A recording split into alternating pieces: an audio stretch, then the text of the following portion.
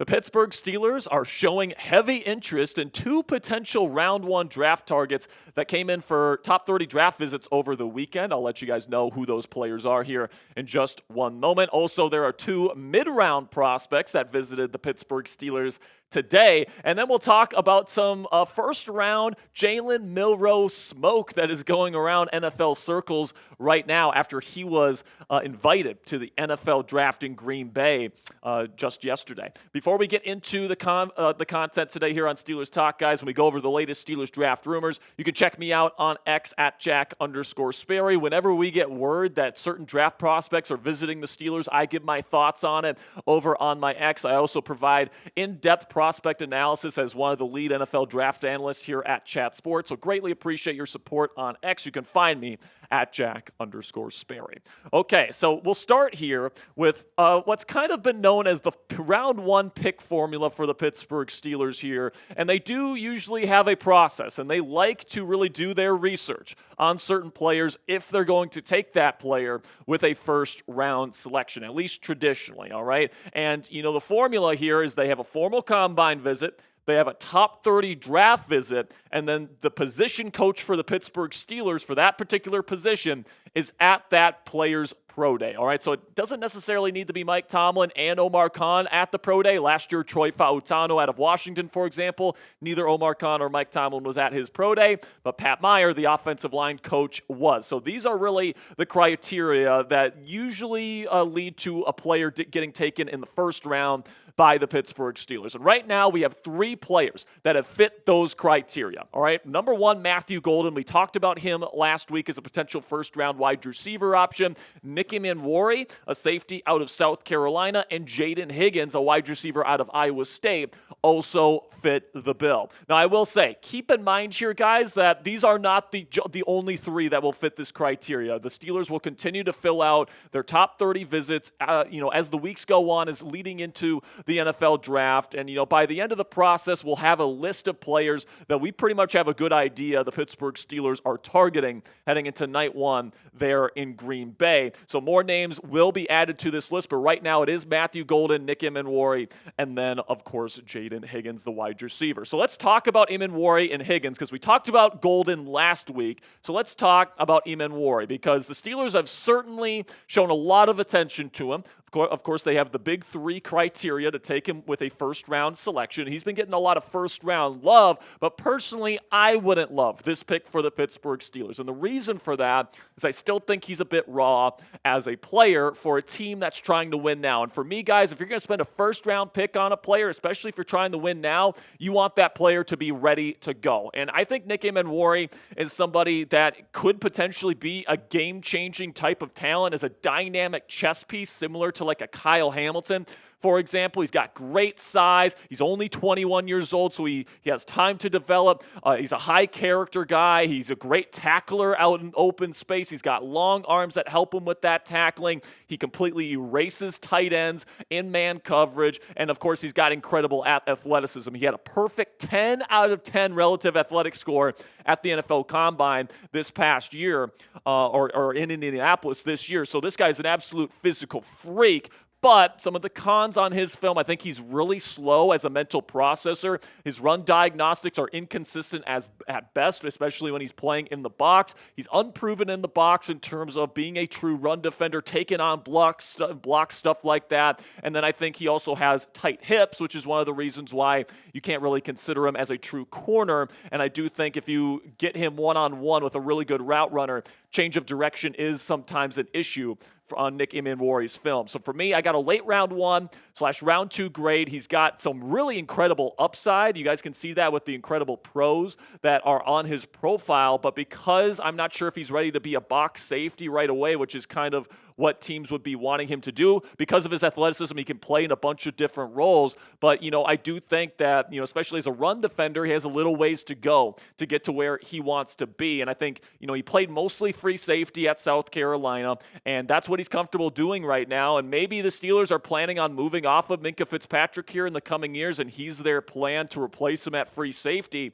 but I think that any team that takes Emmanwori in the first round is planning on having him be a versatile chess piece that can move all over the formation. But even though Emmanwori has the physical skill set to do that right now, he doesn't necessarily have the experience in the box, and he hasn't proven himself on film to do that kind of dirty work for me to feel comfortable putting him in that role right away. So I do think that Emmanwori is somebody that if the Steelers maybe traded down and took, maybe that makes some sense. But at number 21, I think it would be a reach, especially for a team trying to win now. And then if Pittsburgh does take a wide receiver in round 1, guys, I don't think Matthew Golden's going to be there. I think that Jayden Higgins is actually more likely for the Pittsburgh Steelers in round 1 because I do think there's a good chance he's there at number 21, whereas I don't think Matthew Golden will be there at 21. I could see Golden go as high as number 8 to the Carolina Panthers, and he could go to the Cowboys at number 12. You know, there's a bunch of different places that Golden could end up after running a 4.29 at the NFL Combine mixed with his excellent tape. I just don't know if I see Matthew Golden falling to the Pittsburgh Steelers at number 21, but I could see Jayden Higgins falling to them, and especially if the Steelers trade down, I think it would be an awesome pick and an awesome fit. All right, I know a lot of people kind of see Jayden Higgins as a day 2 draft prospect, but when I watch him on film, guys, I just see the complete package. I see somebody that does everything fast on the college football field. All right, he was playing in an offense that was very vanilla, and I think that kind of hid some of his talents. But you look at what he does, man. His yards after the catch ability is phenomenal. His run after catch ability is great because he doesn't slow down once he's catching the football. All right. He also, he completely dominated the gauntlet drill at the combine, and he's a big body that has a really good contested catch rate. He also runs phenomenal routes, super oily hips, which helps him in the yard run after catch department as well. I think he's a complete wide receiver, and I think he's a potential number 1 receiver in the National Football League. So if the Pittsburgh Steelers do go wide receiver in round 1, right now Jayden Higgins would be my favorite for that. And then another thing with this, guys, is that I think if Pittsburgh does go receiver in round 1, I think that probably points to the Steelers looking to trade George Pickens at some point during the NFL draft or even before. And I want to be abundantly clear here. I don't want them to do that. I want them to keep GP, and I don't want them to take a wide receiver in round 1. All right, but at this point, they have had and have shown great interest in 2 number 1 pick type of wide receivers here in Matthew Golden and Jayden Higgins, in my opinion. And, that interest cannot be ignored, all right? And, of course, Pickens is heading into the final year of his contract. And if the Steelers feel like they can get a day 2 draft pick in exchange for him, taking a wide receiver in round 1 to be the new wide receiver 2 behind DK Metcalf while those 2 are under their new contracts. And then, you look at George Pickens, he's probably only going to be here for 1 more season. So I don't really want to do this. I would rather have DK Metcalf and George Pickens be the receiver duo and then to go in a different route in round 1. But with all the interest that the Steelers are showing in early round wide receivers, we at least have to accept that this is a possibility for this football team this year. So let me know down there in the comment section, would you support a George Pickens trade if they draft a wide receiver in round 1? Give me a yes or a no down there in the comment section for today's pinned comment. In just a second here, I'm going to tell you about our sponsor today at Game Time. And while I'm talking about Game Time today, simply give me a yes or a no for today's pinned question.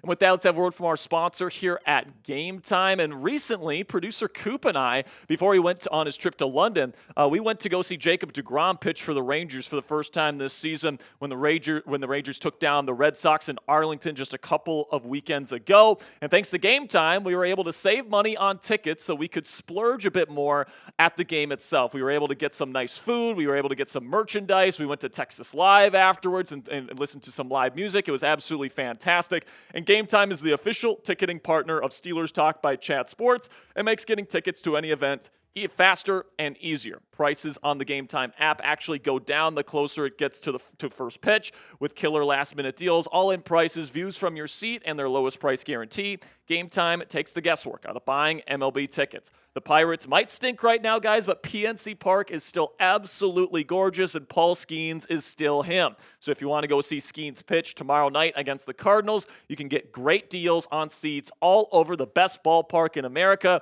to watch the best pitcher in the world do his thing against the dreaded Redbirds. Take the guesswork out of buying tickets with Game Time today. Download the Game Time app, create an account, and use code CHATSPORTS. It's one word, all caps, CHATSPORTS for $20 off your first purchase. Terms do apply. Again, create an account and redeem code CHATSPORTS. It's one word, all caps, CHATSPORTS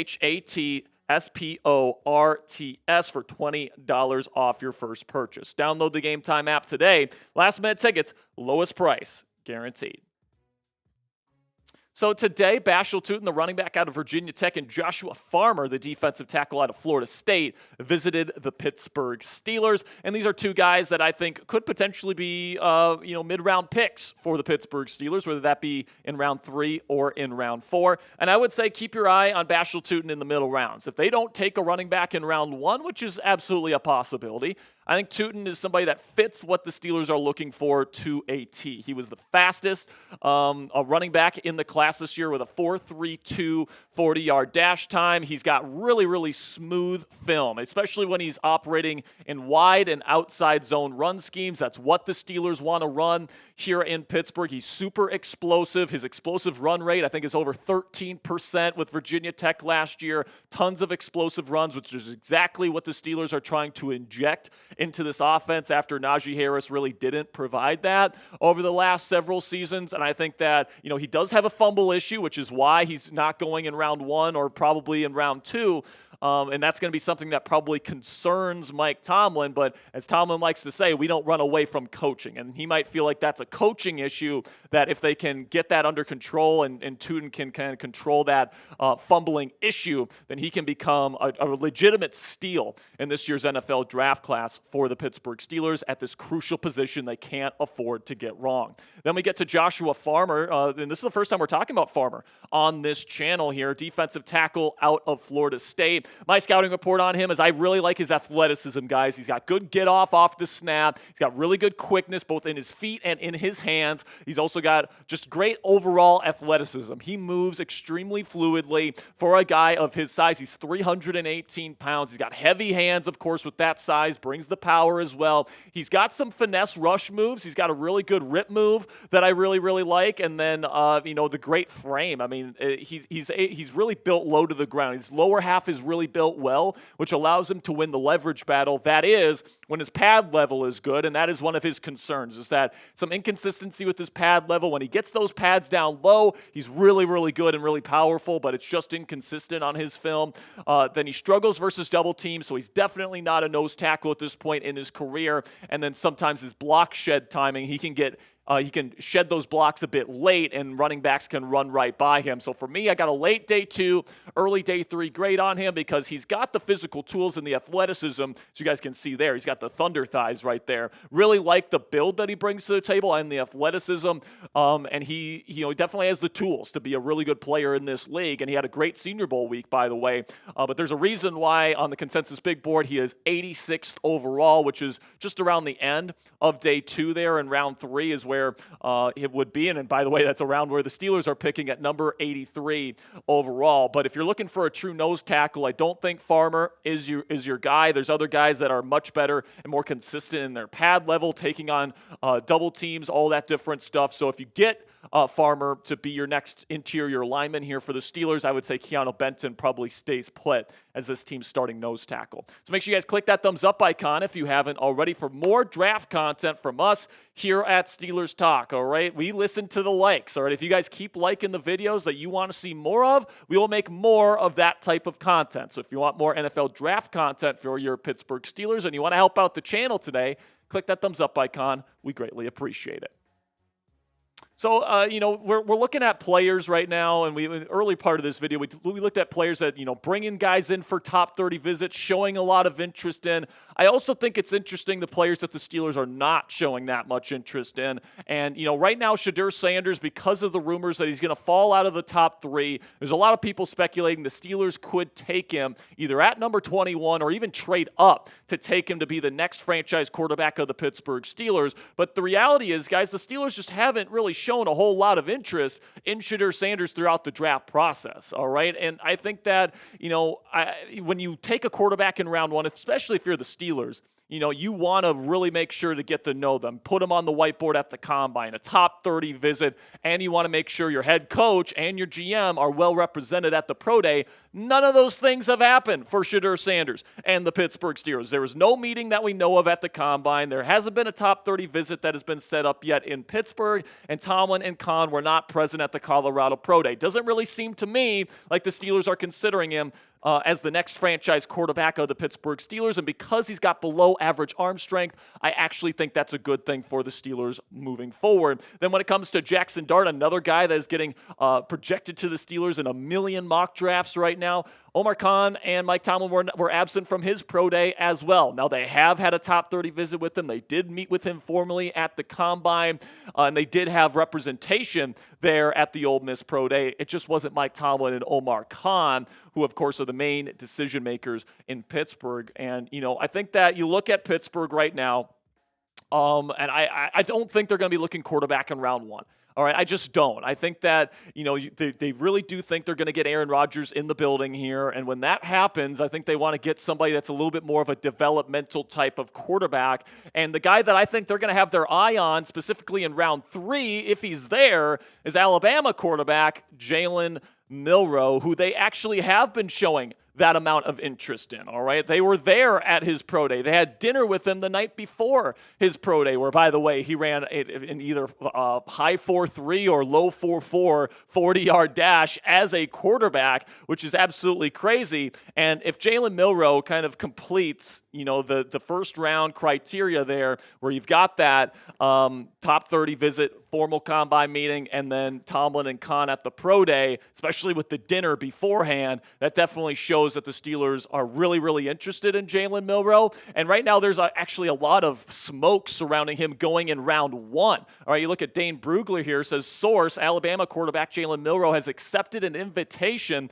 to attend the 2025 NFL Draft in Green Bay. And as we know, the players are only there for the first day of the NFL Draft, all right? So that's round 1. So the fact that they're sending out an invitation to him and the fact that Milroe is accepting that invitation lets me know that Milroe thinks he's going to go in round 1, and the NFL thinks there's at least a decent chance that he ends up going in round 1 of the 2025 NFL Draft. So let the round 1 speculation for Jalen Milroe begin, because especially with the Pittsburgh Steelers, because they have shown a lot of interest in him. If they bring him in for a top 30 visit or a private workout even, the speculation for Jalen Milroe in round 1 to the Pittsburgh Steelers is going to go absolutely crazy. But I will also say that, Malik Willis, Will Levis, other quarterbacks have been invited to the NFL Draft before, and they haven't gone round 1. So just the fact that they have invited Jalen Milroe is by no means a guarantee he gets taken in the first round of the NFL Draft this year.